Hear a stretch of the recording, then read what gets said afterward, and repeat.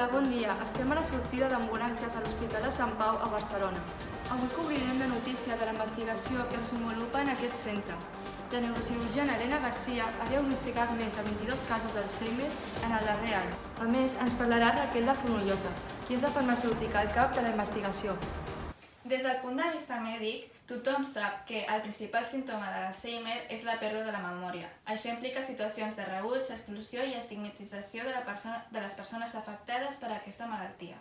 És important fer un diagnòstic precoç i donar tractaments adequats.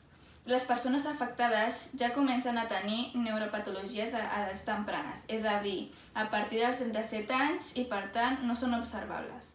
És molt important investigar sobre l'efecte dels fàrmacs que actuïn de manera que es pugui frenar la degradació del cervell. També se sap que hi ha dipòsits de proteïnes beta-amiloides en el cervell. Tenir-ne no suposa tenir la malaltia, però augmenta el risc de patir-la. L'any 2015 vam iniciar la nostra línia d'investigació a partir de les dades que es van recollir de diagnòstics recents. La investigació ha portat a la creació d'un inhibidor de les proteïnes tòxiques que s'han observat en els pacients amb Alzheimer i que ja s'ha provat a laboratori si els seus resultats són òptims. La seva aplicació en un grup de pacients és imminent.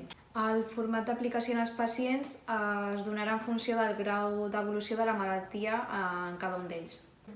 Creiem que en un termini d'aproximadament un any haurem elaborat tot un protocol a seguir per tractar diversos símptomes que pateixen els pacients amb Alzheimer. S'estima que aquest tractament estarà disponible a la primavera del 2020.